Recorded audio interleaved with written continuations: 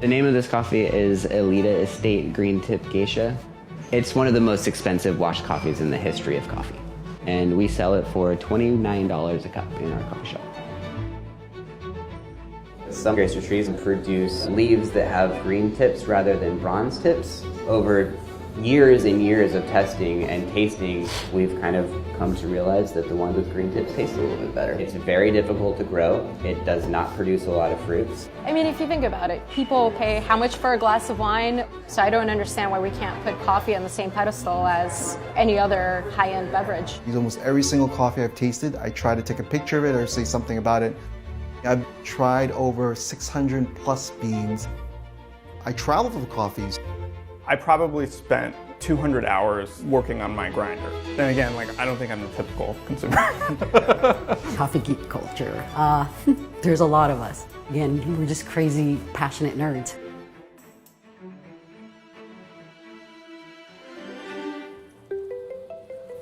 Specialty coffee is, it's in the name, right? Special. We've used that term pretty broadly because I think it's still being defined versus commodity coffee, which is what we see coffee as in the past. When we're thinking about waves of coffee, if we have the first wave, that's where we have coffee that's like instant coffee, a coffee that's in a can, maybe diner coffee. Although, I will say I love diner coffee.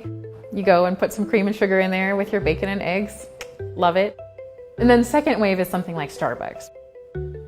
Thank you, Starbucks, for making people okay with paying like $5 for a cup of coffee or a blended drink. They did a huge thing in this industry. They got people talking about coffee. They got people excited about it. Specialty coffee became a thing basically with Starbucks. What we're starting to see is people thinking about quality.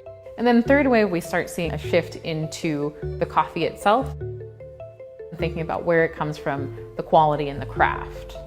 In the past, it's been all about brewing. Now we're dialing in coffees to minute levels where we're measuring TDS on everything and extraction levels and trying to get water to extract coffee correctly. Now we have not regional coffees, and not only single grower coffees, but we have a Bourbon from the grower, a Typica from the exact same grower, different varietals from the exact same grower and different really small micro lots.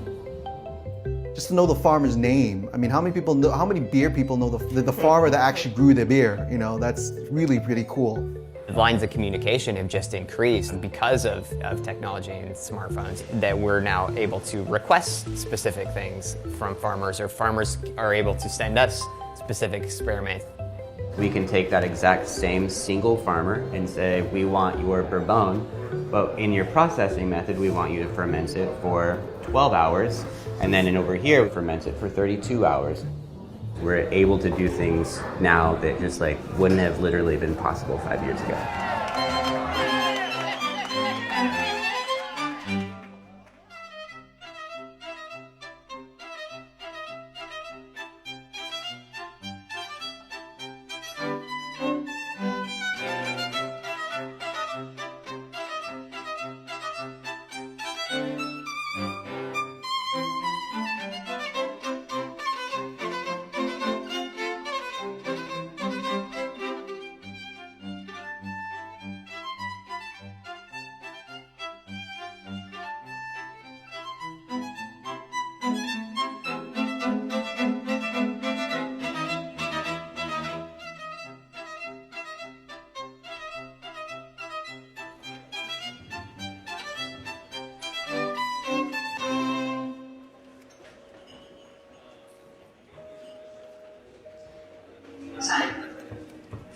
Hello, judges. Today, I will be brewing you a delicious cup of coffee. It goes through a fermentation of 12 to 18 hours. It is dried anywhere from 2 to 3 weeks and covered partially from 11 to 2 p.m. to avoid intense heat. Notes of heirloom tomato, toasted herb, 1 to 16 ratio. The roast about just over 9 minutes. You've never done this before? This is your first year? Yeah. You're poised and you're clean. No, you're doing so good. There's a whole score sheet, and being able to know what the judges are looking for, what they're going to be filling out as far as information about the coffee, as well as flavor information, tactile qualities. All of that stuff matters. 4, 3, 2, 1, slurp!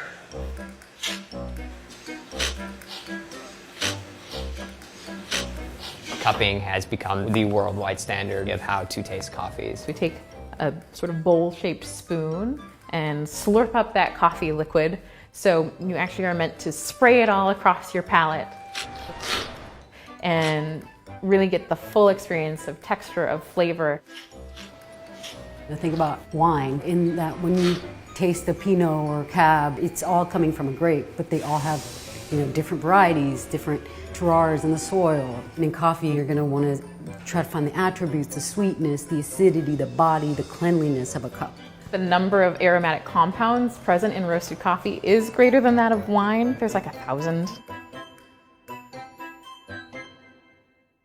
People often are wondering what fourth wave is, and I think in many cases we might be thinking about high quality, fast pace, whether it's things like ready to drink, things that come in cans and bottles that consumers are able to grab and go with. The good coffee's out there now. I think it's just a matter of preparing it in a way that's consistently good. Not only that, I think it's also pairing of coffee as a food to other foods. How does this Colombia pair with this fish? How do I, enjoy this meal with this cup of coffee? Global warming is definitely having an impact on all of us. It's going to be a lot of origins that aren't able to produce. Recently, counterculture has opened its doors, and we've decided we want to be able to reach the people who are drinking our coffee at home. Welcome to Coffee at Home, or Perfect Home Brew. Our goal temperature is somewhere between like 195 degrees Fahrenheit and 205. If you use really, really hot water, this won't taste quite as good. So if your coffee at home is tasting a little acidic or sour almost, it might be the boiling water that you are pouring on there. I can relatively confidently say that if you were willing to spend somewhere around $4 to $5 on a cup of coffee a day, you're drinking the best coffee in the world. Literally. To be able to spend $5, you're drinking the best cup of whatever it is in the world is pretty crazy. Coffee's not only about the taste, but it's also about connecting with good people.